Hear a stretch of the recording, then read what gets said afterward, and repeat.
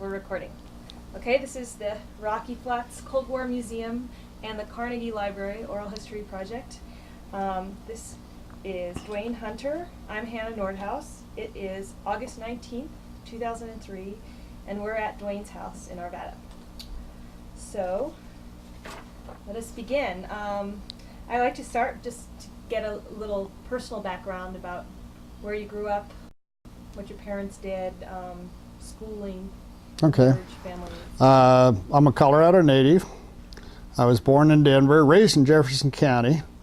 My father sold real estate, so between the time I was born and high school, I lived in about 19 different houses, all in Jefferson County, Lakewood and Golden primarily.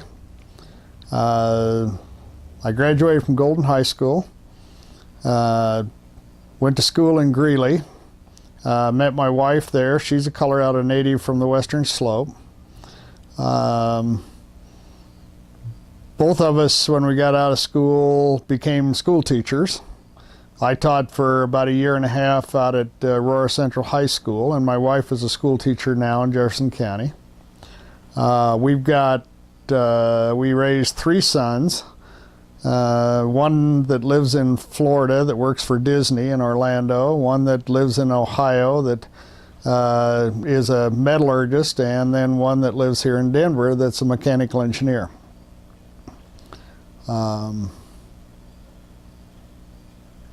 Hobbies and that type of thing. My wife and I, at 50 years old, took up rollerblading. So we do rollerblading and bicycling and then quite a bit of hiking in the mountains, and like to travel. With one son and three grandkids in Ohio, we tend to make it most of our travels to see grandkids and see kids right now. So. And so you said you were a school teacher. Mm-hmm. And I'm a chemistry major from coming out of school, bachelor's and master's degree. I taught high school chemistry at Aurora Central for about a year and a half. When I was just finishing my first year, one of the good friends of mine that I went to graduate school with called up, and he'd gotten on at Rocky Flats and got me interested in some of the work that he was doing and more the instrumentation that he was able to work with. That we'd only heard about in graduate school, that he was actually able to do some on-hand stuff with. And so I ended up putting in an application out there, and after another half year of teaching, ended up starting out there in January 1970. so you went straight from teaching to Rocky Flats. Mm-hmm. And how did you first learn? Was that the first mention you had heard of Rocky Flats? Or? Well, no, I grew up in Golden. They're a big part of it. So while I was in high school, junior high and high school, a lot of my friends from high school, their parents worked at Rocky Flats. But at that time, everything was so secretive that we knew it was out there. We knew they worked there, but at that time, the parents wouldn't even tell their families what they did or what their jobs were. So, but I was aware it was out there. Not really too aware, I think, of what it was and all the political aspects of it. So. Did you know it was a nuclear weapons plant? Yeah, I knew that. And when I made application to work out there, and part of the interview process, they made it very clear what it was, and wanted to make sure that that didn't cause you a problem in there. Well, really two things. One of them, that they produced the nuclear weapons, and then just the secondary fact that you were going to work around the radioactivity all the time. And they wanted to make sure that wasn't going to be something that'd send you right back out the door when you came in. So. And how did you feel about that? I was pretty comfortable with it. The radioactivity is something that I think you learn to respect and be around, but as a chemistry major, I'd been around a lot of what I considered some pretty toxic materials anyway, and was taught throughout my career in college that if you take care of how you operate with things, you're going to be safe around it. So, really didn't bother me too much.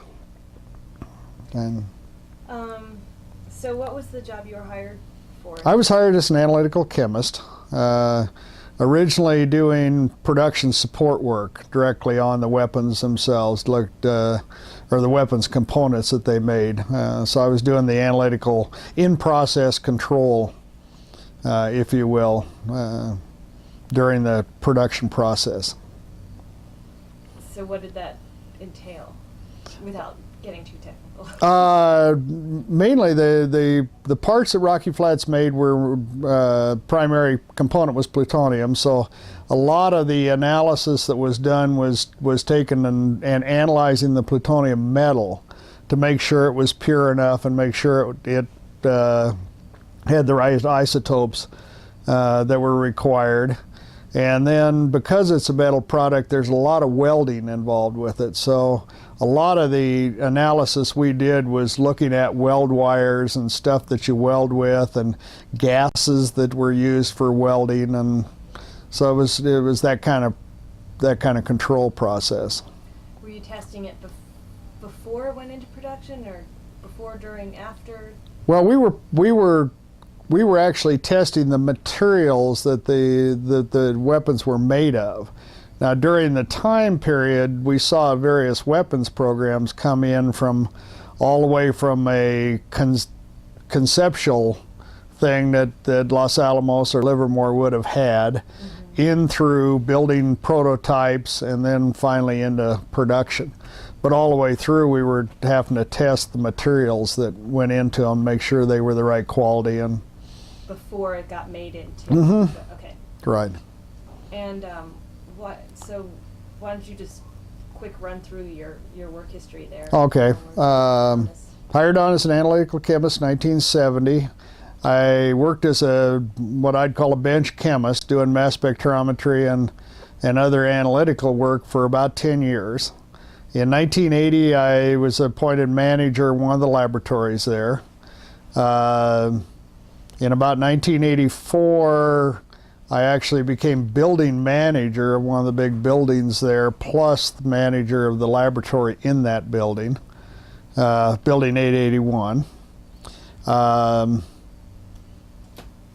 I then, in about 1989 to 90, was named a deputy director of the labs, so it encompassed the whole laboratory system out there, of which at that time we had about 6 labs and roughly 300 people in the laboratory, so it was a fairly large operation. Remained there until when Kaiser came in 95. And when Kaiser came in 95, they started downsizing the laboratories, and I was made manager of the plutonium lab, which was the one that was going to remain on site, building 559, and I was also the facility manager of that facility. I remained that till about a year and a half ago, and since then they've asked me to go in and do the closure planning for how to close down the laboratory, how to close down the building. And right now I've got about 4 buildings that I'm responsible for figuring out how to get them decommissioned and demolished. So that is everything from staffing to what wall you're going to take down? Yeah. That kind of It's the cleanup of it, it's determining what's in the building now, characterization of the building, determining if you've got asbestos, PCBs, any other hazardous materials, what has to be removed, what has to be cleaned up, is there any radioactivity, if so it has to be cleaned up, and then finally get to the point of bringing in a crew to demolish the buildings. And so your work as a chemist, were you still working as a chemist at any point? Or was just your work as a chemist ended when you became a manager? Oh no, because what I was managing was the analytical laboratories. So I've been involved in the analytical chemistry for over 30 years, but it was just difference of hands-on. So right. 10 years of hands-on work and the rest of it manage and let somebody else do the hands-on work. So. Okay. Why don't you tell me about the work environment at the plant, both with your colleagues, with supervisors, other workers, and how, if and how that environment changed with the different contractors and periods of time? The subtle changes with the contractors that we had, I started with Dow Chemical, who was the one that opened the plant. Of course, Dow Chemical is a chemical company, so they knew exactly what a chemist was, and was very supportive of the advancement of chemists, training of chemists, that type of thing.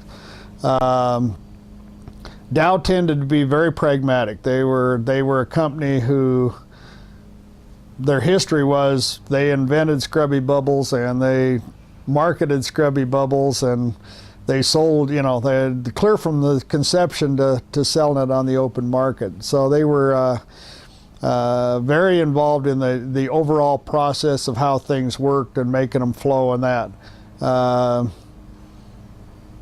When Dow left and Rockwell came in, Rockwell tended to be a company that was primary engineers. In fact, within 6 months of Rockwell coming in, we all were engineers. We all got engineer titles. Didn't matter if you were a chemist or what your background was. Everybody was either a manager, an engineer, or a worker. That's the way Rockwell operated. Rockwell tended to be a lot more paper oriented than Dow Chemical. They tended to, if DOE wanted 20 volumes of paper for something, they were perfectly willing to do the paperwork and that type of thing. When Rockwell left and EG&G came in, I didn't see a big shift. To me, it was a different company. Rockwell, about the only difference I saw in the whole thing was that when Rockwell was there, they seemed to be very hung up on why, when somebody would say, "Who do you work for?" most of us would answer Rocky Flats. And we even had little training courses that what you ought to say is, "I work for Rockwell International." And they couldn't figure out why we didn't identify with being Rockwell workers versus Rocky Flats workers. And a lot of it had to do with, well, we were Dow, now we're Rockwell. Within years we'll be somebody else, and so we identified there. EG&G, when they came in, management style wise, tended to bring in a lot of nuclear Navy. We became, a lot of our how we operate buildings and that type of thing became very nuke Navy oriented. Because managers had been. Well, it was partly out of the fact that Admiral Watkins at that time was the DOE secretary, and nuke Navy, and so a lot of it, and I think they believed that a lot of the guys that came out of the nuclear Navy had the discipline and the set training on how they wanted to operate so I think we were pulled much more into operating like you'd think a nuclear reactor versus military style more? Yeah. And when you say nuke Navy, those were the people involved with the nuclear submarine? Right. Not so much the nuclear armament part, but the submarine corps. Right. Yeah, because a lot of our managers at that time had spent time on submarines, so or other parts of the Navy. I even had a short story when I was building manager of 881 building. I had a man that I worked for a while that had spent like 20 years, and he'd run the maintenance operation in Virginia for the Navy. And he came in there one day and started talking to me about having too much wax on the deck. And I finally looked at him and I says, "I don't have a deck." He says, He says the hallways is what but they would, it was kind of fun, and most of them would laugh at themselves. They'd let the jargon of the Navy come into how they were doing things, and they would literally tell you to, tie something down to a yard arm or that type of terminology, and then realize, ooh, I'm not here, I'm not on my ship. I gotta, so and they weren't just military people. They were, was there some connection between being in the nuclear Navy and then going into nuclear arms production? No, I don't think there was any connection. I think there was a feeling within DOE and within the companies at that time that we needed a fairly strict discipline of how we ran things. We needed a very orderly, it became called conduct of operations. We have a COOP manual, conduct of operations manual, that tells you how you're expected to operate, how you keep records, what kind of procedures you're required to have, how you do those procedures, that type of thing, and so no, I think a lot of it was no connection between the fact that the nuclear Navy carried nuclear armaments. I think it was just the fact that the training of those folks that were retiring out of the nuclear Navy or had been in the nuclear Navy tended to come in with the type of thought pattern that they wanted to have in the plant. So this was the EG&G years. Right. Yeah. Yeah, primarily. And then there was also Watkins at DOE then. Mm-hmm. Yeah. And then Kaiser Hill. And then Kaiser Hill came in. EG&G, although they started a lot of the how are we going to close down the plant, how are we going to clean up the environmental restoration cleanup and stuff, they really tended to struggle. They produced a lot of paperwork. We took a lot of samples. We did a lot of planning, but we didn't produce a lot. There was not a lot of let's get out there and actually clean something up. They did start a couple of them. There was the 881 Hillside and a couple projects that they did launch into, but for the most part, they really didn't get going. And when Kaiser came in, ICF Kaiser and CH2M Hill both came in with the expertise on how to really do demolition work, how to really do decommissioning and that type of thing. And you just saw everything really take off. You just all of a sudden move from let's create paperwork to let's actually get projects done as far as the close down is concerned. Been a good company to work for.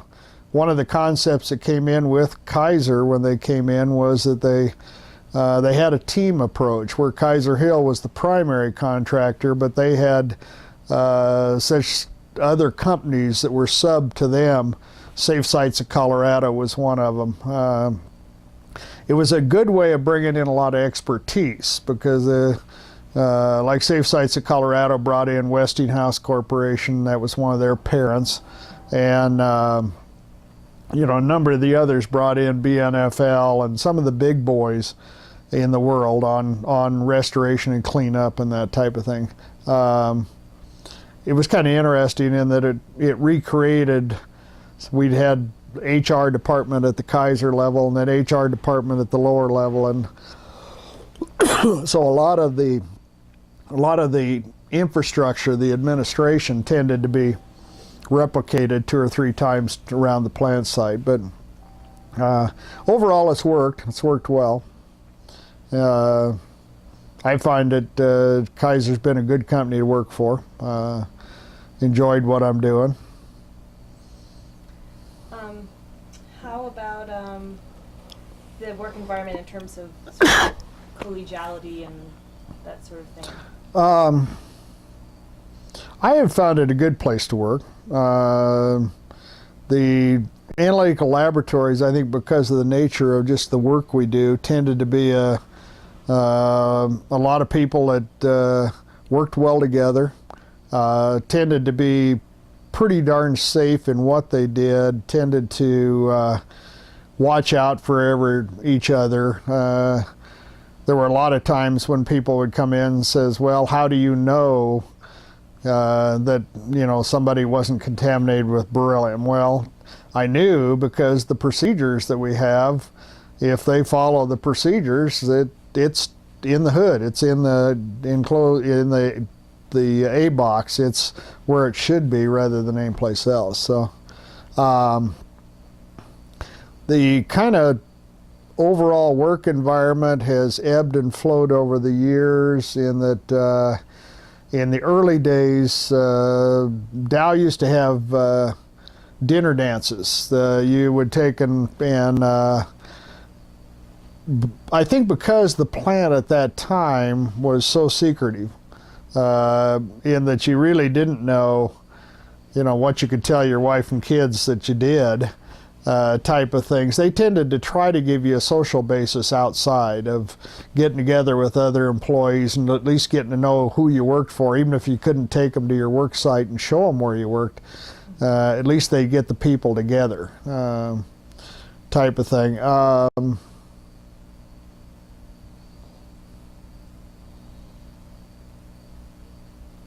I guess the comment is, it just tends to be kind of a big family over a long time period.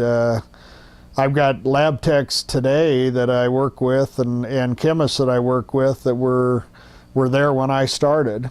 And, so after you work with somebody for 34, 35 years, you tend to get pretty comfortable with working with them. So, well, that will be sad then, won't it? Well, it's sad. It's sad depending on, if you look at my case personally, the closing down of the plant has hit me just exactly right. I've got in 34 years. My wife's going to retire next year. I'll retire shortly after her. So the timing was all right in my case. There's a number of people that, at this stage in their career, they've been there 20 years and they're sitting in their mid-40s, and so that gets a little sad. Where are they going to go? What are they going to have to do? Some of them will find job opportunities at some of the other DOE sites, but if you're like my wife and I, we've raised kids and we're pretty set. We want to be here in Denver. We don't want to be in Richland, Washington, or Los Alamos, or someplace else. But if you get the ones that are younger, haven't had as many years, and this is hitting them, if they want to stay in Denver, they've got a problem, because the job opportunities just aren't going to be there for a lot of them. So a lot of them are going to be forced to move to some of the other sites. So that gets to be a little sad. Now, the fact that there are mechanisms out there to find jobs and get them in other careers, not just put them on the street, I think is a good thing. And they've been pretty successful so far in giving people a lot of opportunities. So. Okay. Well, you talked about not being able to tell your wife and kids what you did, so maybe we'll jump to that question. Okay.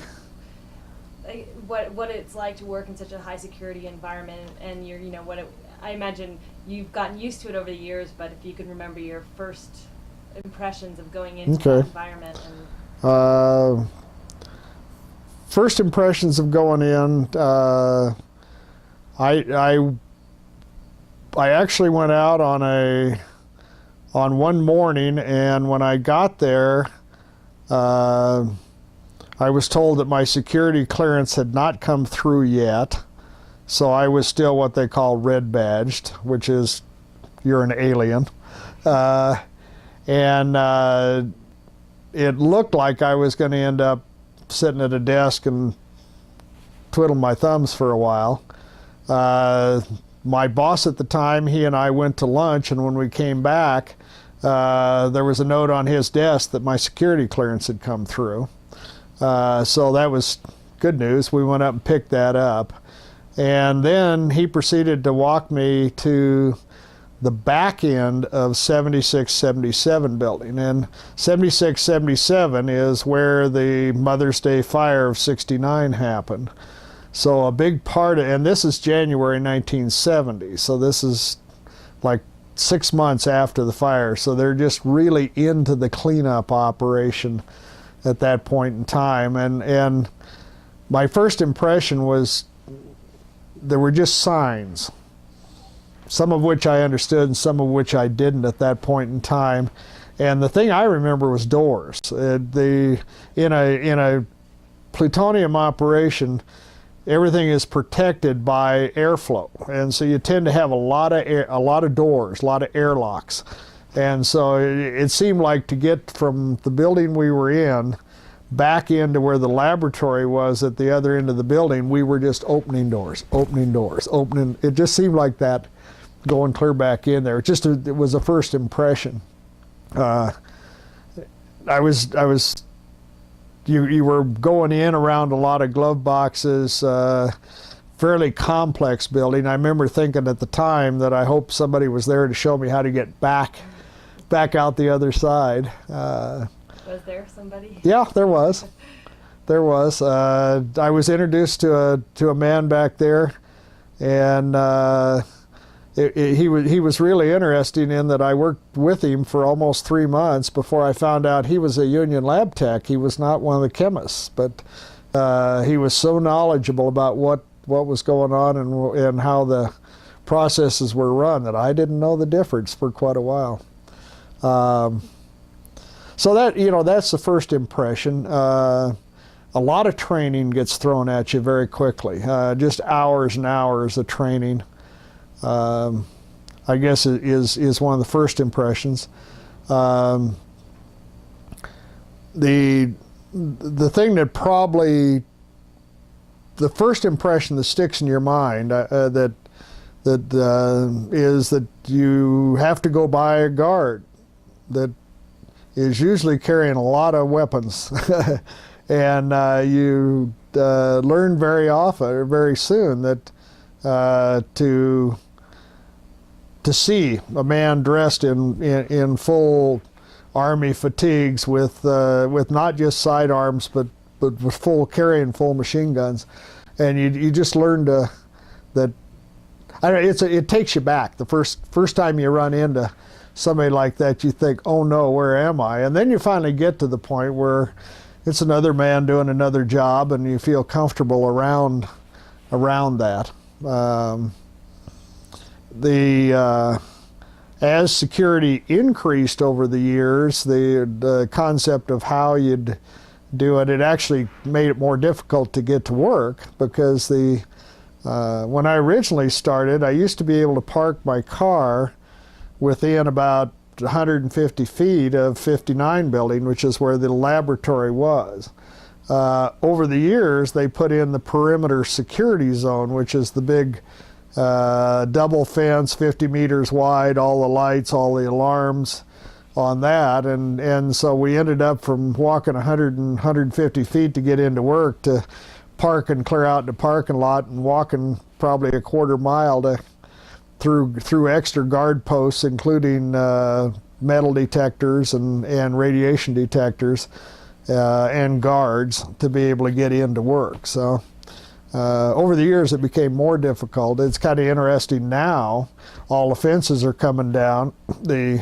We're going back to parking much where we were, and of course with the fences down and a lot of the weapons and weapons plutonium gone, the guard force is going down, and so we're actually getting back now to operating a lot more like we were in the 70s. What precipitated the increase in security? I think just a general heightened security in the United States. Although if you look at the early Rocky Flats, and again, primarily stories that I've heard, but the primary road for Rocky Flats when it was built was Highway 93. And if you look out from Highway 93 towards where Rocky Flats is today, you find out there's this water tower, which you could see from 93, and there was an administration building, 111 building that's gone now, but that was there. That's what you could see from Highway 93. The production buildings, the ones where production was 881, 991, and 771, all below grade. So that if you looked out from Highway 93 where you were used to looking, there were no buildings out there. It was you just didn't really get an idea of how big the place was. So there was a real sense of security early on, but I think the early sense of security was more one of secrecy. We're here and not a lot of information's going out, whereas I think later on it started coming in worrying about a terrorist attack, worrying about somebody actually infiltrating in and trying to get the plutonium. So that's when a lot of fences went up, a lot of extra guard posts, a lot of hardening of the structures around there, that type of thing. So back to secrecy. What was it? How was it with your family? How did they feel about that, and how did you feel not being able to discuss your work with your family? Well, friends. They were aware that I was doing chemistry. I mean, that was pretty obvious. But my middle son, I can remember when he was in grade school once. The teacher was one of these things, tell us what your folks did, and my middle son, I think he was probably about 4th grade, and he said he makes bombs. Now, he didn't know what that meant, didn't have any idea, I don't think, exactly what it meant, but that's what he told the class. That, in fact, his teacher later said he makes bombs, and they didn't tie it even into Rocky Flats till later. So I don't think it tended to be too bad. Obviously, some of the things we've gotten into later, take your daughter to school to work day, that type of thing. We've actually done that since then, and the amount of secrecy around what we do and how we do it tended to kind of ebb and flow.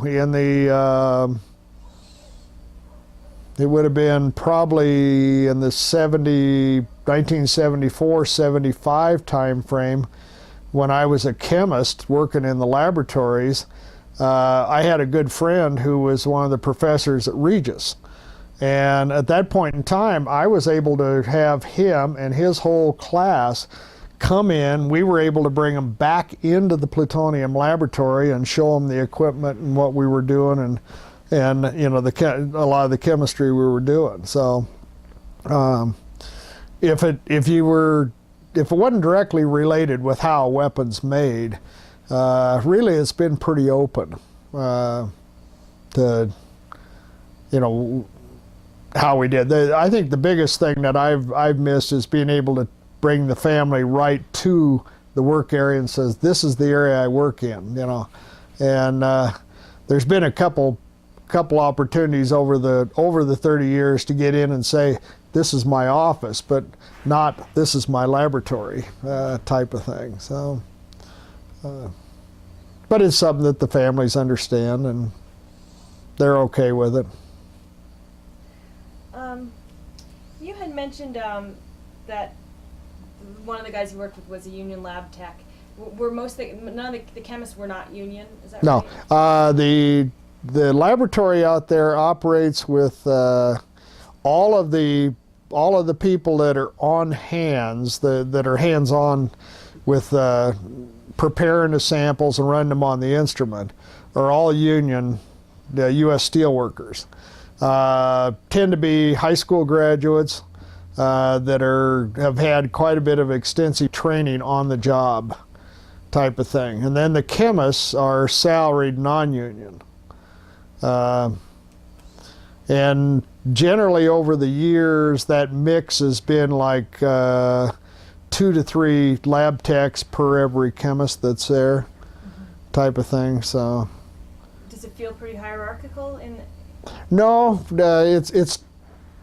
it's union contract in that there's very definite things that they can do that the chemists can't do, I mean, there's certain barriers where that's your work and this is my work. But no, it's tended to be pretty pretty cohesive overall organization, in that most of the lab techs realize the function of the chemist in the laboratory, and I'll tell you, the chemists, if you haven't got some good lab techs working for you, you're not going to get them work out and everything else. So they tend to work together fairly well.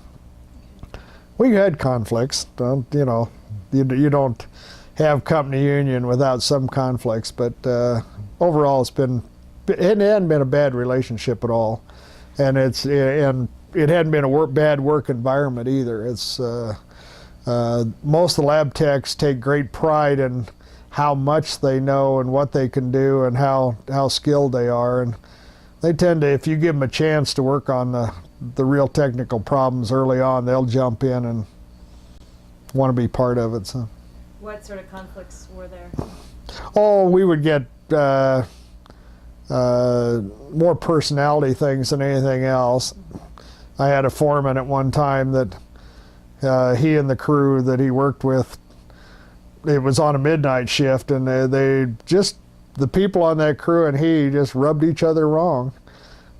We'd come in morning after morning trying to settle somebody down because either the foreman was upset or the techs were upset or something. So I think more personality than anything else.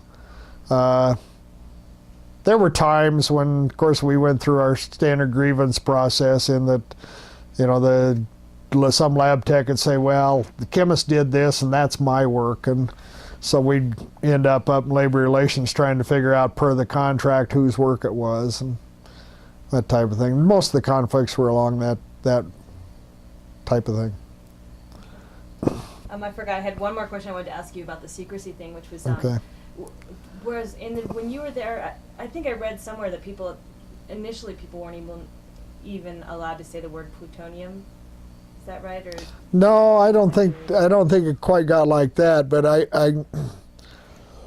I can give you an example. When I first worked there, I worked in a production building, and I was performing gas analysis. Well, at the time in 1970, that was classified. The fact that I was doing gas analysis in a production building. Since then, it's not a classified fact anymore. But there were limitations on what you could talk about and what you couldn't talk about. But one of the first things you do is go through classes on what's classified and what's not classified, and one of the early rules that you start off is everything's classified unless you know different. So you don't assume right off that, well, I don't think this is classified. You always, and a big group of people up there are what's called derived authorized classifiers, who, if you have a question about, geez, I've got this report, or I've got this piece of information, or I've got this paper, is it classified? They were people you could go to and they could tell you, yes it is, no it's not, type of thing. In what context would you do that if it was something that you wanted to? Well, analytical reports out of our laboratories were a prime one, because if we were analyzing the plutonium material, some of the parameters we were analyzing for could become classified.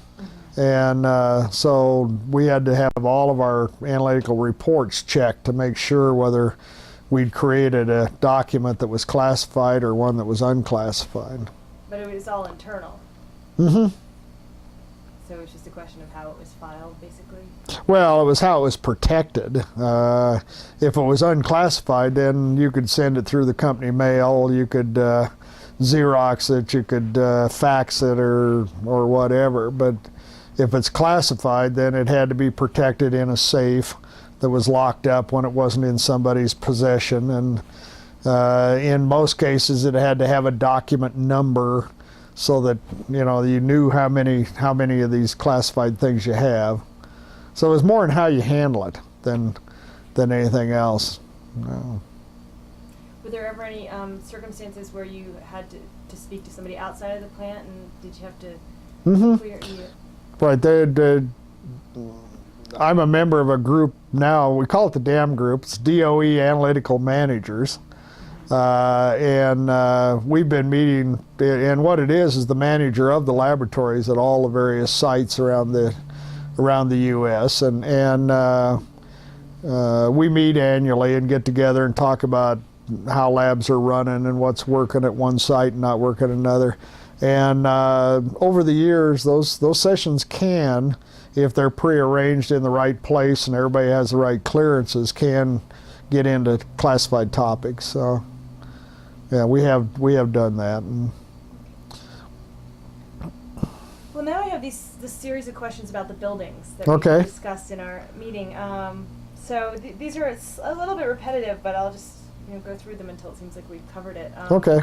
So the first question is, did the buildings or facilities or processes function as intended in the original plans, or were there changes made due to input from workers or managers? Yeah, on both those. I think as a whole, the buildings tended to function as designed. There were buildings where, because of the processes change, that had to be changed.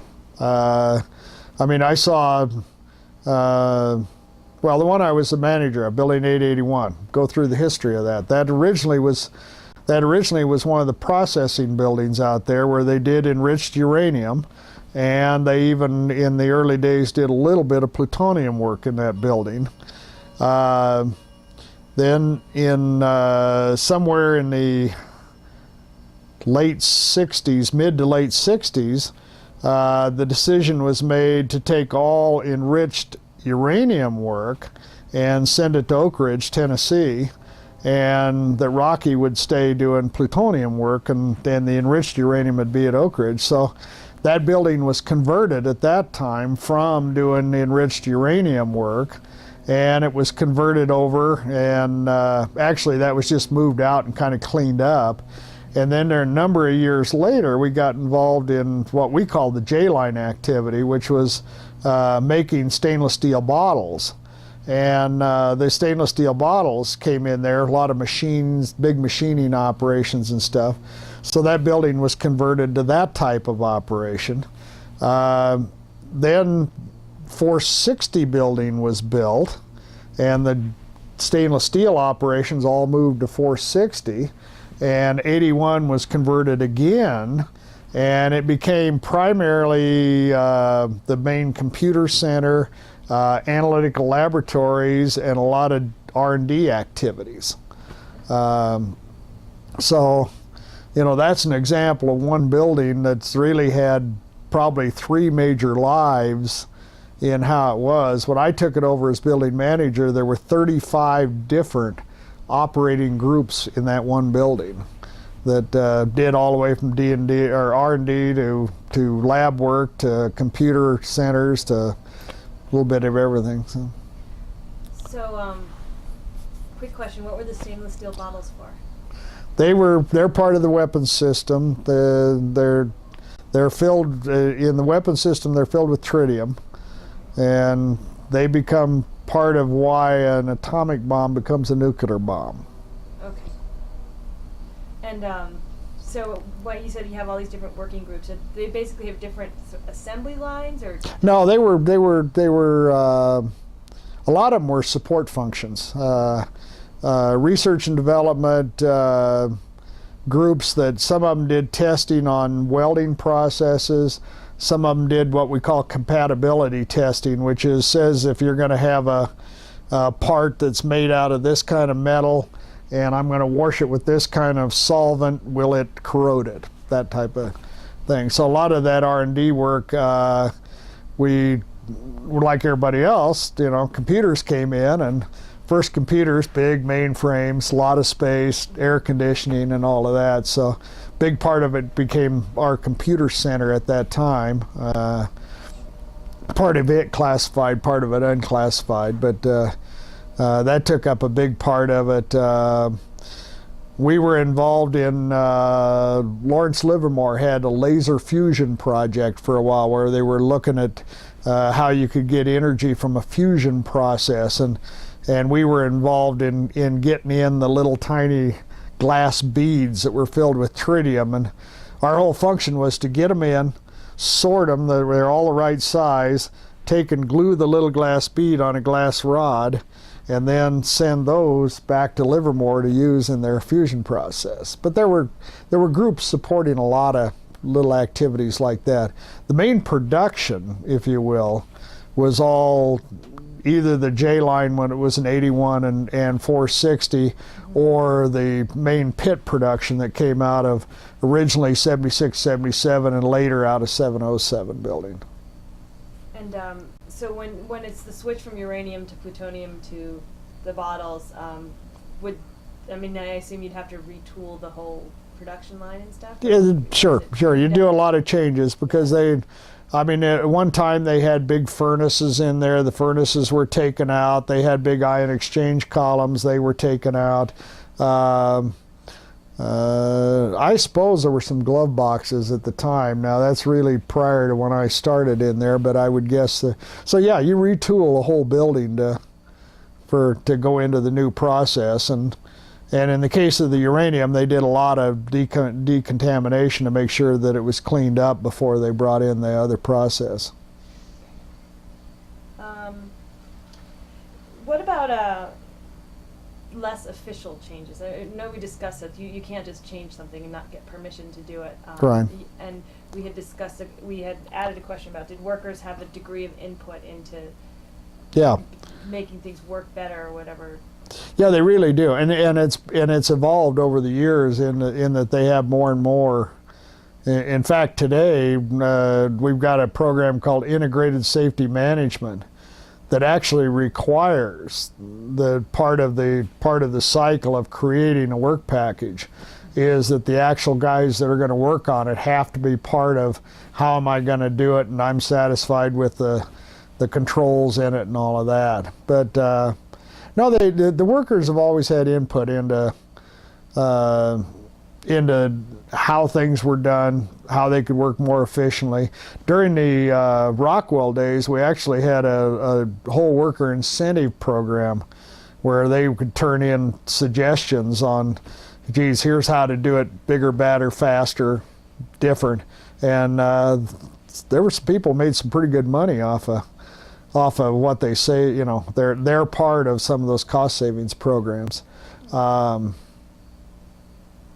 sure there were people over the years that would suggest something and it wasn't done, and they felt like somebody was just blowing them off. I'm sure that took place, but from my experience of facility manager side of things, I think that when good suggestions were made and they were practical and they could be done, I think they were followed up on, and most of them were, something was done about it. Can you think of some examples of smaller scale changes?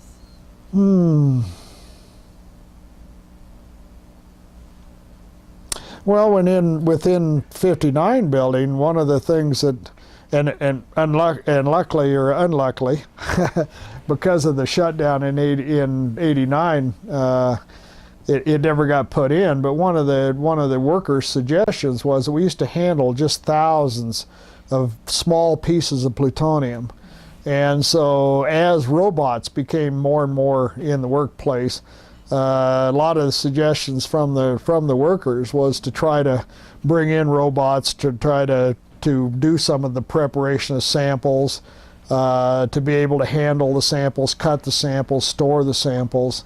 We actually installed 2 of them in the building, and designed another great big one that never did. We finally shut down before it got installed. But that'd be an example of the input from the workers. A lot of the worker input tends to be along the lines of, this is how I'm doing the job now. If I was doing it this way, there'd be less exposure. I could get it done faster, that type of thing. So I'm assuming the robots weren't like humanoid. No.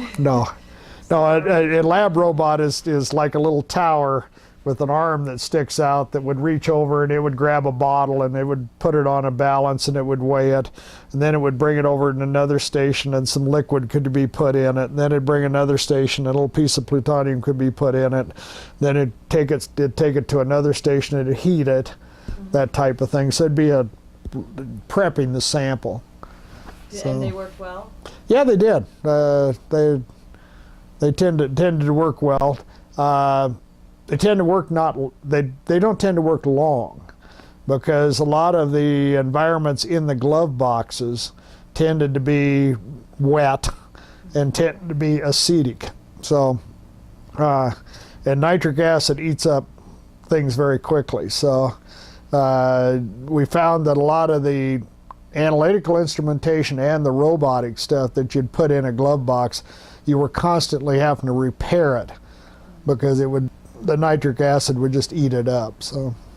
And why didn't the big robot ever work out? We just didn't get it in time. They fabbed it up in a small one to make sure the concept would work, and then they were fabbing up the big one in 81 building to put in 59. And by the time it got ready to put in, the overall production stopped. And so we moved from analyzing thousands of little pieces of plutonium to the whole laboratories were converted to waste analysis. And that's what we've been doing ever since, is analyzing the waste and analyzing the D&D activities. So you didn't need a robot anymore. Didn't need the robot. Poor guy. Yep. So if you were handed a blueprint and told to rebuild Rocky Flats using the original blueprints, would the buildings be the same? Are there changes that aren't recorded? Oh, I think there are. Probably one of the things that we have not done well out there is kept as-built drawings. So I would guess that the original blueprints to build the building were pretty accurate. They built the building and that's the way it is. But the one thing I don't think we did well over the years is as modifications were done to keep the as-built drawings current all the time. Part of the resumption activity, if you remember, we were shut down in '89 after the FBI raid, and then individual buildings went through what was called resumption. And what it was is they went in and labeled everything, updated procedures, retrained people, that type of thing. And one of the big efforts in there was to go in and do exact working as-built drawings of the buildings. Mm-hmm. And so the two major buildings that underwent that was 59 building and 707 building. And today, the drawings of those two buildings are much more accurate than probably some of the other buildings. So,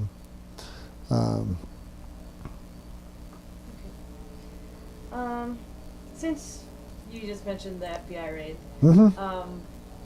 I wonder if you want to tell me what your memory of that experience was. Very interesting. I was, at that time, manager of the 881 laboratories. We had two primary connections in that one of the allegations that came out in the affidavit that came in was that we had done some spraying of chrome out in the buffer zone, that there was chrome contamination. And it turned out that my laboratory had done all the analysis on the chrome. So the second connection that I had, and I'll get back to both those in a second connection we had was that we operated the sampling team, the teams that went out and took analytical samples around sites. So the day that the FBI raid the day that they showed up, we were called in that afternoon into a meeting with the FBI and EPA and Dom Sanchini And the plant requested through Dom Sanchini that requested that if you're going to go around and take samples, we would like to send our sampling team with you so that we can take samples, so we have our own samples. And their reaction to that was very, very dramatic. No. You will not follow us around. You will not be with us when we take our samples. But they did offer that they would, as they went around, they would take and mark every place they took a sample from, and that they would, at the end of each day, they would provide us a log of this is where we were sampled and this is what we did. And so we spent the next 2 weeks doing catch up. Every day they'd give us a list. The next day we had to follow and go where they'd been the day before and take samples and what have you, so that the company had their set of samples that were supposed to mirror what the FBI or the EPA had taken at the time. So that was kind of an interesting, and it was interesting to see when they came in, because they had obviously done a lot of planning on coming in on this thing, because when they drove in with complete trailers and vans with their laboratories right on site. I mean, they were set up to hunker down and do lab analysis right there on site. So that was kind of interesting. On the other part, the lab part, I remember my first experience when they showed up was the experience you're sitting in your office and all of a sudden an FBI agent comes in the door with gun on his hip and his badge in his hand, and he very formally identifies himself as being from the FBI, and then following him he introduces the EPA coming in, and again all the credentials, and they essentially were saying, we're here and we want. They had lists of, they wanted this record and that record and what have you. And I mean, it came down to taking logbooks and analytical reports, and it even came down to them taking whole computer systems, just unplug them out of the wall and walk off with them. And it got to be the first meeting with them. The first couple meetings were very formal. They'd show you their credentials. You had to identify exactly who you were and what your function was. They gave you very precise lists what they wanted. We had chain of custodies where we had to sign off. They had to sign what they had taken. We had to sign that they had taken them and that type of thing. But as this thing wore on, after a few days, it got to be much less formal. They'd show up and says, "Oh, we got something else on the list. Okay, you signed my paper, I signed your paper." You'd give them whatever they wanted. So it turned out to be kind of an interesting process as it went on. Were you at work when it happened? Mm-hmm. And how were you informed this was happening the day? I was contacted. I was trying to remember the exact contact. I believe I was contacted by my boss, who was the head of the analytical laboratories, and he told me generally what had taken place that morning. And that's when I was asked to come up and represent the sampling team to see if we could go and take samples the same place they were. So, but the word spread fast. It didn't take long. Everybody's running down the hallways. Yeah. Yeah, guess what? Yeah. Okay, I'm going to stop the tape because we're almost out Okay. before I ask you another question. Okay. And we can zoom on it. It's the 19th of August, and we were just talking about the FBI raid. And I was going to ask you, what were people's reactions to the raid? You said everybody was obviously very interested. I think the main reaction was that the main questions at the time was, what are the charges? Why are they here? And one of the unfortunate parts of Rocky Flats is that it is big. There's a lot of people, there's a lot of stuff going on, so I think the main question everybody had is, what are the charges and could any of it be real on the thing. I don't think any of us realized at the time what the long range effect on the plant was going to be, because obviously we shut down, we never went back into production. Looking back on it, it was kind of a shame in that some of the systems, because it happened so quickly, there were a number of systems out there that were just shut off. They weren't drained like they should have been, so a lot of the cleanup effort that we've had to do since then, and one of the reasons that it's been such a big effort in some of the buildings, is that we've had to go back in and empty tanks, empty pipes, empty things that if everybody would have known at the time that we weren't ever going to go back into production, there would have been things that would have been shut down in a different manner. So, kind of a long range thing. The reaction at the time was more just not knowing what was going on, what the overall effect was going to be. I don't think any of us, at least in my level, in my organization, believed that we were really doing things wrong. It was just an unsettling time for everybody. In terms of information disclosure, did you guys know what was going on as stuff got out, or were you finding out in the news? A little bit of both. I think we read a lot of things in the newspaper like everybody else does, but not a lot of it was being discussed out and openly, because obviously it was there was a charges pending, if you will, and so there wasn't a lot of discussion as far as this is our side of the story. I mean, I think from the get-go, I think the site realized that the whole thing was going to end up in court. So from that standpoint, I don't think we learned a lot about what was going on and what have you.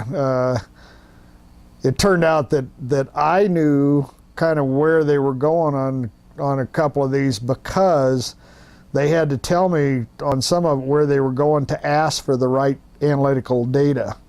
Mm-hmm. They were asking for specific data, specific dates, times, places, that type of thing. So it gave you a clue what they were after. Were you surprised by the allegations?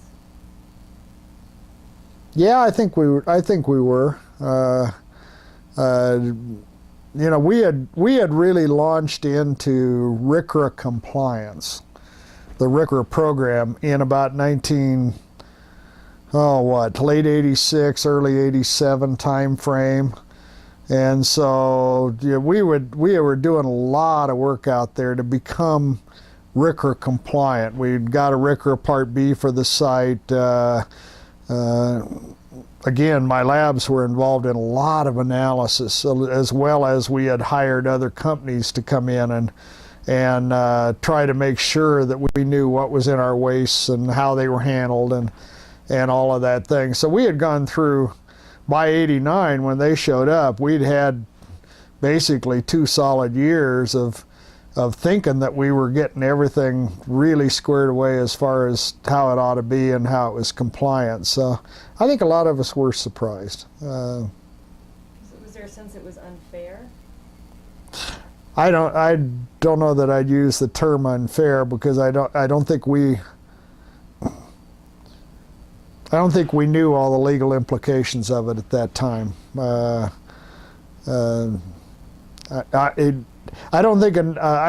Most of us didn't understand too much exactly what the charges were, mm-hmm. and exactly what was legal and what wasn't legal. I'm sure there were people at the site that did and that worked on the specific projects, but some of the original allegations that they came in was that we were burning the incinerator in 771 to, in the middle of the night to burn things up. Well, that was proved later that they were doing nothing but taking infrared pictures of the heating system for the building. It had nothing to do with the incinerator. So I don't think I'd use the term unfair. I will say that when the original indictment came in, it had some charges in it, and once they got in the door, then it was everything's fair game. I mean, they went after looking at a lot of things that had nothing to do with the original indictment they came in the door with. So. Okay. Well, did you have more to say? Obviously, the 1957 and 1969 fires were before your time. Do you have any recollections or stories about either of those? Well, the 57 fire, I knew of it. I've read of it a little bit. The 69 fire, obviously I started about 6 months after that, and I worked my first year and a half in that building in 76, 77. In the back end of it was a dock area, and we had a laboratory back there. So the things I remember out of it was just the huge effort of pulling in anybody and everybody to spend time in suits and cleanup efforts and all of that. Luckily, young chemist, just starting, I needed to learn my chemistry, and so I didn't get in on that.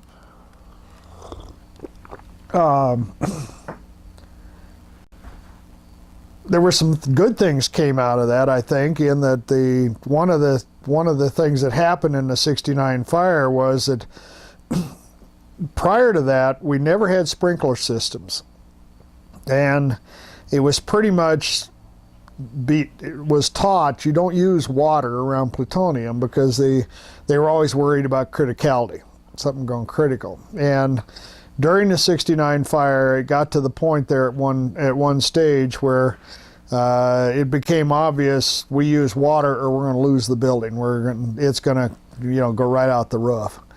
And so some of the fire department, and I don't know who all was involved in, but they made a decision, and they did come in and they brought in hoses and they fought the thing with water. And after that, the philosophy of how you set up a building changed. And one of the things that changed is they all have sprinkler systems in them now. So they realized that, as long as you make sure that you don't get big amounts of plutonium and big amounts of water all in a small area, you're okay. And so it did introduce sprinkler systems to all the buildings, which I remember them coming in and retrofitting all the buildings to, because 59 building, the main building that I've been involved with over the years, was built in 1969, and so it was being built at the same time that the fire happened. So it was one of the buildings that they had to come in and retrofit sprinkler systems into it. They also ended up, one of the things we've put up with for years is they ended up putting dams at all the doors. So as you move from one room to another room, there was always a dam, about a 2-inch high concrete dam. And you learned over the years to walk over those. You don't think how often you walk through a door and you have to make sure you step over a 2-inch thing at every door and every entrance. But you get used to it. And they did that so that if the sprinkling systems go off, then you might contaminate this room, but it isn't going to roll off into some other room and contaminate a lot of other areas. That was another lessons learned out of the 69 fire, in that when they did use water, they contaminated many thousands of square feet of floor because of where the water ran with the radioactivity in it. So that's my main two memories of that.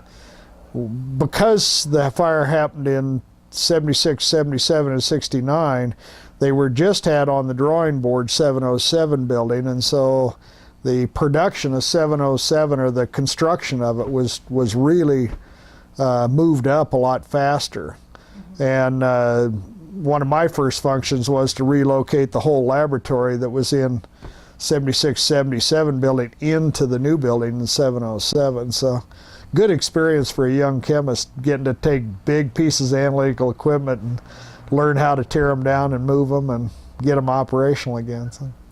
Was how long were they cleaning that up with 771? You know, I don't know, but it was in cleanup for a couple of years at least. It was a long time period, but I don't know that I know. And were they in production there after that, or was it the... Well, see, it didn't take all of 76, 77. It just was part of it. And so there was part of the building, like the analytical lab that I was in, and so there was production going on, even at that time, in parts of 76, 77, and then very shortly in 1970, the 707 came on board and we went into production there. So at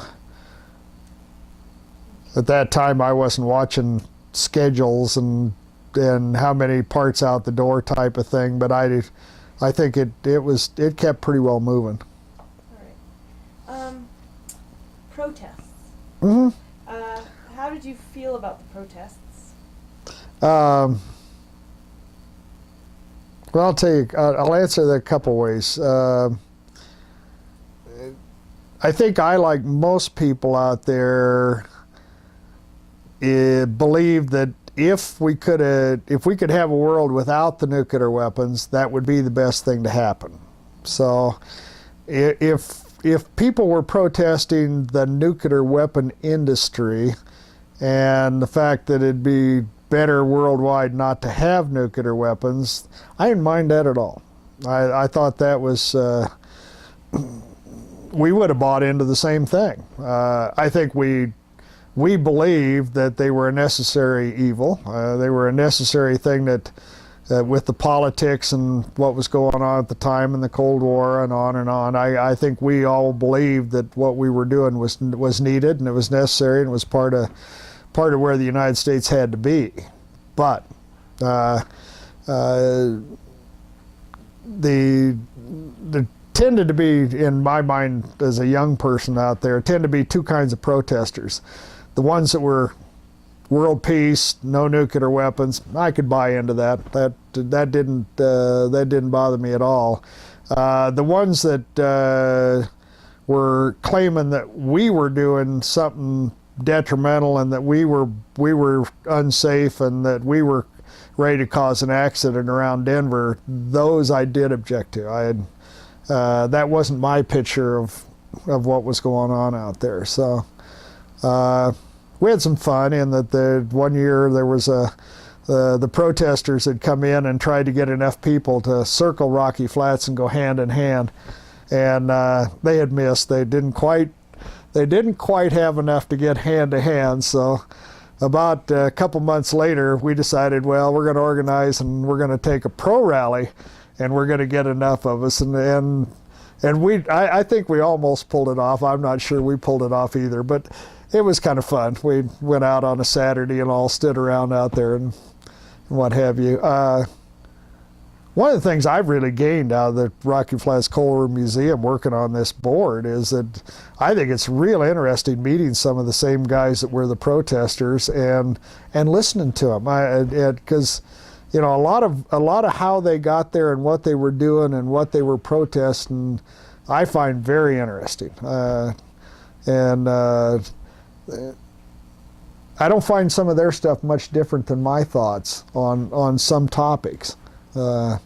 Again, you know, the doing away with nuclear weapons altogether. So I've found that interesting working with this group. Did you have any contact with the protesters in the heat of it at all?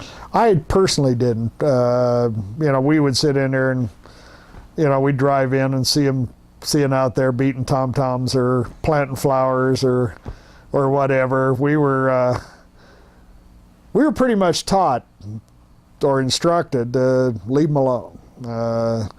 Come in, do your work, don't harass them. That isn't always how it happened.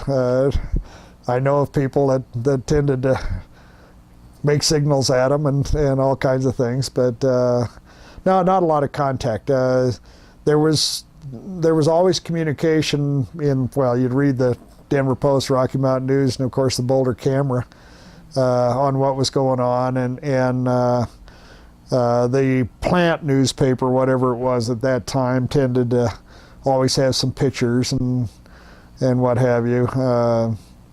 I always thought it was interesting because the pictures I always saw tended to be ones from, here's Rocky looking out at the protesters, so you see the protesters and the TP and this, and one of the things I had hoped that the protest people that are part of the museum, I'm sure they took a lot of pictures. I think it'd be real interesting to turn the camera around and say, oh geez, this is what we saw, you know.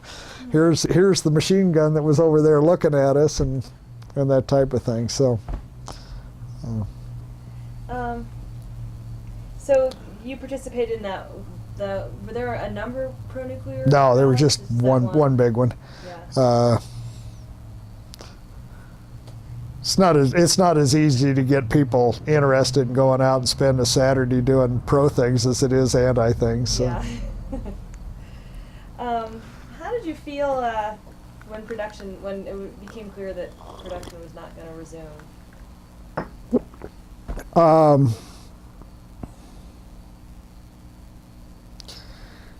I think, like a lot of people, I think it was kind of disbelief for a while, because I think we all believed that the weapons were going to have to be produced, that wasn't, you know, just because they'd made a decision to stop production at Rocky Flats, that didn't mean they were going to stop weapons production. And so I think for a number of years we kind of didn't know what that was going to mean to us. Was that going to mean that we'd go through some kind of change out there and then production would start up there?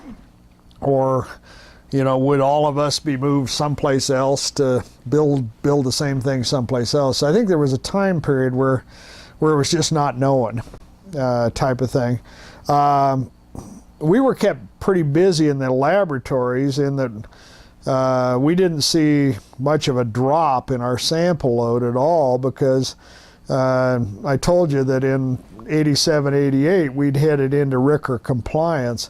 And so basically we spent the rest of 89, 90, 91, that time period in there, converting all of our procedures over, converting our instruments over to do waste analysis. We used a lot of the same instruments, a lot of the same techniques and stuff that we'd had once applied to plutonium. We started applying them to waste analysis, and then over the years, not only waste analysis, but then getting into your demolition and your decommissioning of your buildings, all the analytical support there. So stayed pretty busy. I think the part that tended to bother everybody more than anything else was not when production stopped, but when shutdown activities got going fast enough that the dates that they were talking about the plant closing were no longer 2060. Mm-hmm. You know, when you're working in 1991, 92, 95, 97, and you hear things like, geez, we're going to close it by 2060, it doesn't have a great deal of impact. Well, then very quickly after Kaiser came in and started putting together some plans, that date was no longer 2060. That date was 2010. And then it was 2008. Then it was 2006. And so, you know, as that date started coming backwards and we were moving forwards, and you started being able to say, you know, really see there's going to be an end to it. I think that was a bigger impact to the people than the fact that we went out of production. Okay,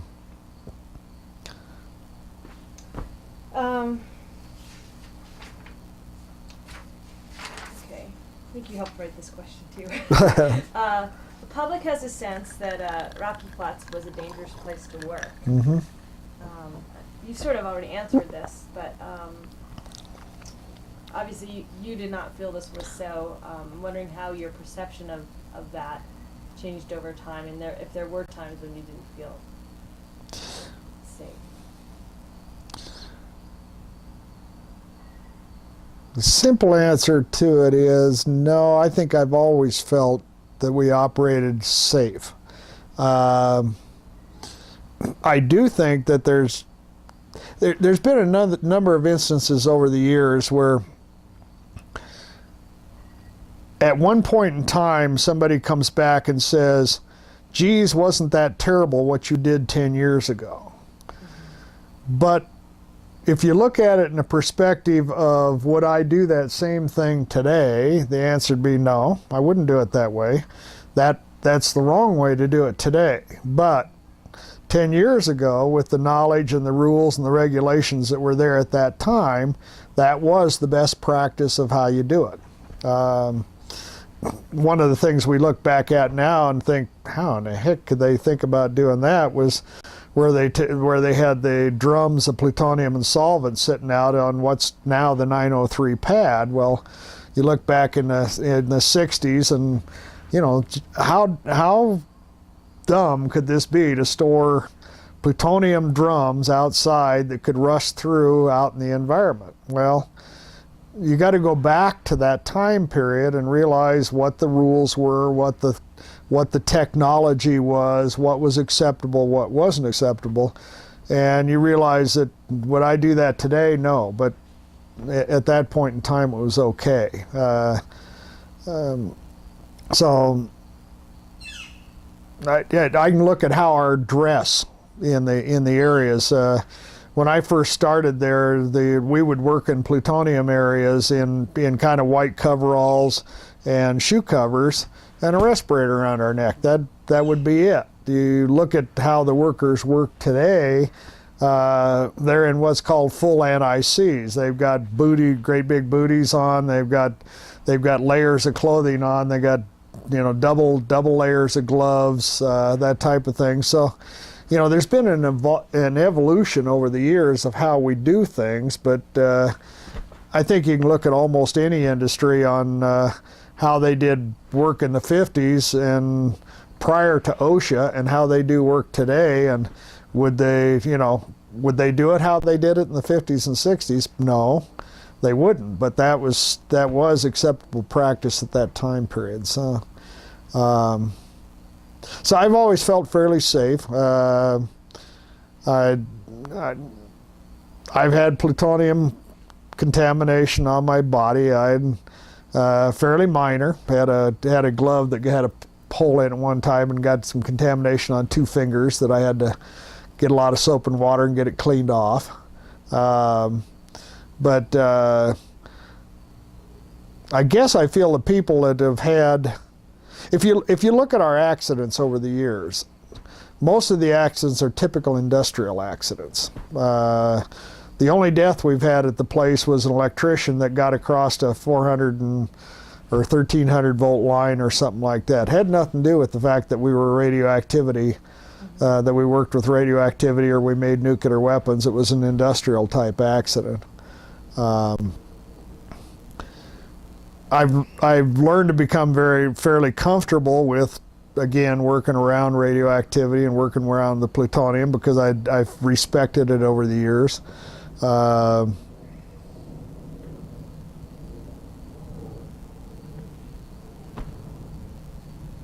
Just go ahead.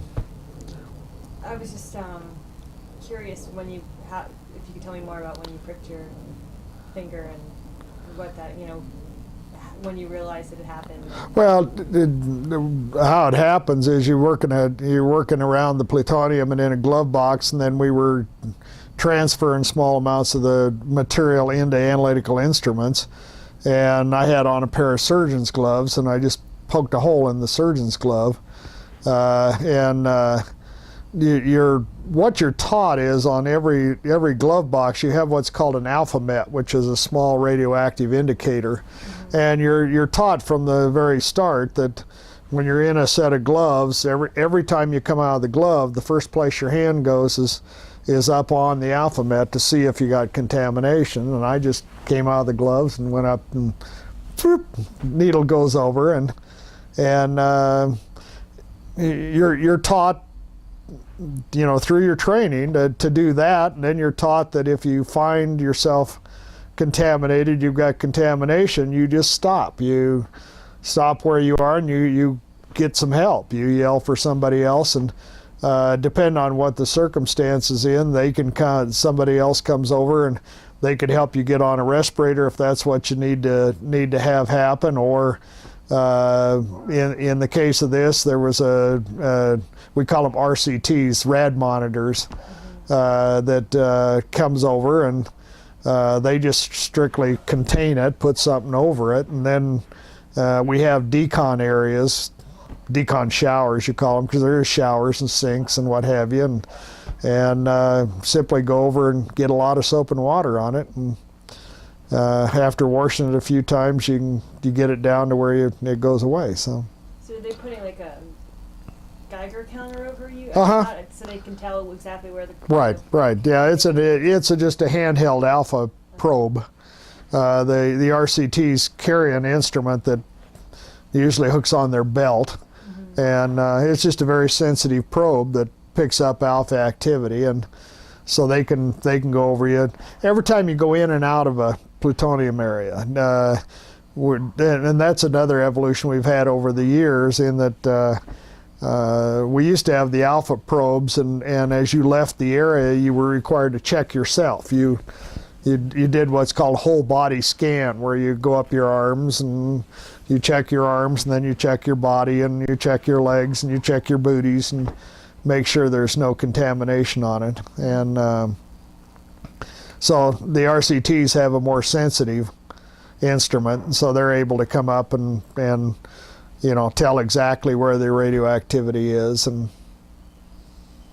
so then, did you have to, after you had the shower and they scrub you, right? Or well, in my case, it was just wash my hands. All I had was on my hands, but it could, depending on the level of contamination, it could get to the point where you get in the shower. If it was on your legs, arms, something else. So.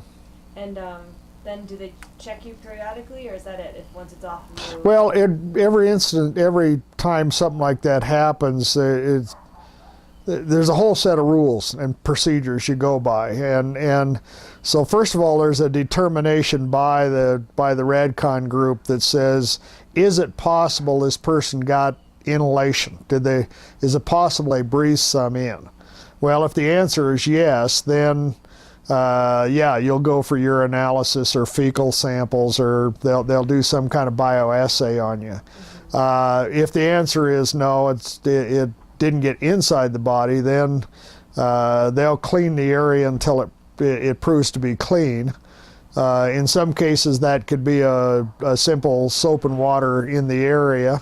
They only allow you to wash twice, and you use lukewarm water. And the reason they don't want you to do more than that is because if you do more scrubbing than that, you tend to open up the pores and stuff on your hand, and then there's more of a chance of the material going into the body.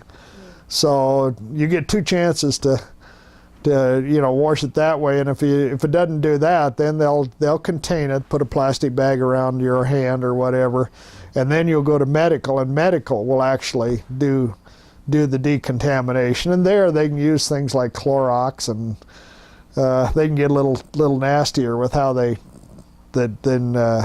you're not allowed to use anything but just mild soap and water. And in many cases that take care of it. So and it did in here. Yeah. So in general, did you feel that management handled exposures and safety issues well? I think they have. That would be probably one of your primary. We talked earlier about conflict of management and union. If there's a kind of a how did they do it, that would be one of the issues of how safety issues are handled. There's actually a full-blown company union safety committee. There's a committee that their full-time jobs are nothing but to go around and talk to workers and find out what they think isn't working and what's unsafe, and believe me, that committee has the power to go right to the company president and get in most anything fixed they feel they need fixed. And I think in general, there's practices that go on that individual workers may not agree with. For years, the safety practice was that we carried respirators, and you always had it hanging around your neck so that you could just automatically put it on. Well, studies over the years showed that people would take time putting on a respirator when what they really ought to be doing is just getting out of the area. And so a number of years back, the decision was you'll no longer carry respirators in the area. If something goes on, the first thing you do is get out and then don the respiratory protection to come back in and, turn off machines, clean up areas, whatever needs to be done. And that was one that caused there were a lot of workers that they just didn't feel comfortable being in the area without the respirators. So, we went through quite a bit of hassle between the union and the management saying, that is a good safety practice. Now, today, that's accepted practice again. So, no, to not wear them. Oh, okay. To not wear them. So, now I wouldn't say that, I can look anybody in the face and say that every safety incident was handled exactly like it ought to be, because with 7,000 people, you got too many individual managers and too many individual workers that you're always going to get the manager that blows off what he ought to be doing, and you're always going to get the worker that overblows what needs to be done. So, when people did develop health problems, I guess there's some people who feel that that there wasn't adequate available health care. Well, I think I'm not sure the health care would be the point, because we've always had an excellent on-site set of doctors and nurses, and the immediate injury has always been well taken care of. I mean, we've had arrangements for flight for life. If you're ever going to have a heart attack or go down, you ought to do it right on site, because you'd get quicker medical attention there than you would anything else. I think the feeling that you're talking about on that tends to be the long-range chronic illnesses like borreliosis, the long-term cancer effects, the tumors and that type of thing that people would relate to the radioactivity. And I think what the problem has been is that getting the ongoing support for paying for the long-term health care, just coming to an agreement between Department of Energy and the workers on which one of these things are caused. And there's been 2 or 3 funds set up lately that if people now have the chronic borreliosis and that, there are funds that they can go to that do help on that. And I think those have been late coming. I think I really think DOE should have jumped in a long time ago and fessed up to the fact that there are things in our industry that can cause health problems, and they need to take care of them, and they need to treat the workers and families well on that. So, how did you feel about the way that safety issues were talked about in the media? It tends to be typical media. I think they tend to overstate or understate, and I think I've seen them both. I would guess there's very few industries that you can work in that if you were part of that industry and you knew really the full truth of how something happened, and then you read about it in the media, that you wouldn't go back and says, how did they get there? It's I think overall the Denver media has tried to be pretty fair. you've gotten a few reporters from time to time that get overzealous with what they're doing and try to put in their own opinions and everything else, but most of it's been okay. I think we're like any other industry in that when something happens, there's always news releases and information that comes out early on that maybe tends to get the story tilted one direction. Whereas when you really get done with it, you'd find out that really wasn't how it happened. Well, they talk about the story on page 1 on the first day and the little retraction on page 10 on the 10 days later. Nobody reads the retraction later. And I think some of that's gone on. I think we've always realized we're in an industry where quite a bit of sensitivity, quite a bit of misunderstanding. I think I think there's a lot of the public that is spooked on radioactivity. We have employees out there that absolutely think I'm not going in a building where there's any radioactivity. And I spent quite a few years working as going around to Kiwanis clubs and those type of things, talking from the plant's perspective and trying to show people that everybody has radioactivity in their life. It just depends on how much is there. And we used to talk about Chernobyl or 3 Mile Island, and they talk about the study around 3 Mile Island. If you go off and you look at the radioactivity that people received within a 1.5 2 mile radius of that is actually less than any one of us receive in the Denver area, due to the fact that we're living at a high altitude and that we've got all the uranium in the mountains. Our normal background radiation is higher than the people that were close to Chernobyl at the time. So, or not Chernobyl, 3 Mile Island. And so I think you need to put it in perspective, type of thing. But because the general public is a little spooky about that kind of thing, I think it's real easy to take some of the stories of what happened and make them sound a lot worse than they probably really were. Of course, the people who live close to Chernobyl had another... oh yeah, Chernobyl was a different beast, yeah. And that's what I'm sure... No, Chernobyl was an absolute different beast, and it's pretty horrific things going on there, both for the people in the area and the workers and everything else. So. Well, just a few more wrap-up questions, okay, and then we'll be done. You talked a little bit in the context of talking about the protests, about how you felt about working at a plant that produced a key part of nuclear weapons. Mm-hmm. I wonder if you could talk about whether that attitude changed over time at all.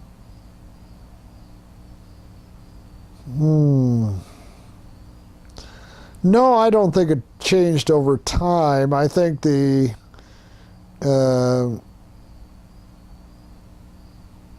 I guess we always felt like we were producing something that needed to be produced and doing it in the best manner possible. So no, I don't think that really changed too much. I don't think that, or the fact that if all nuclear weapons could go away, that'd be a good thing too. So I don't think either of those really changed. And you didn't have any qualms going in about being part of that, producing? No. Best and worst things about working at Rocky Flats. Okay. About the worst thing about working at Rocky Flats.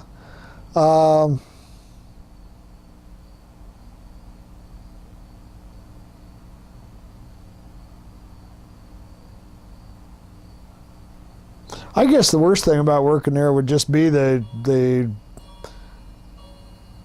issue we talked about earlier with so much security and not being able to really take your family in and discuss with your family exactly what you do day to day and all of that. I suppose that would be the biggest drawback, if anything. And best? Been a good career. It's I've enjoyed the work out there. good bunch of people to work with. I think just it's been a good overall career for me. Okay. Anything else that you'd like to share? Stories that? Okay. Well then. I think we're talked out. Yeah. I think it's about that time. Well, thank you very much for participating. And if you have anything else to share, you can always contact me. Okay.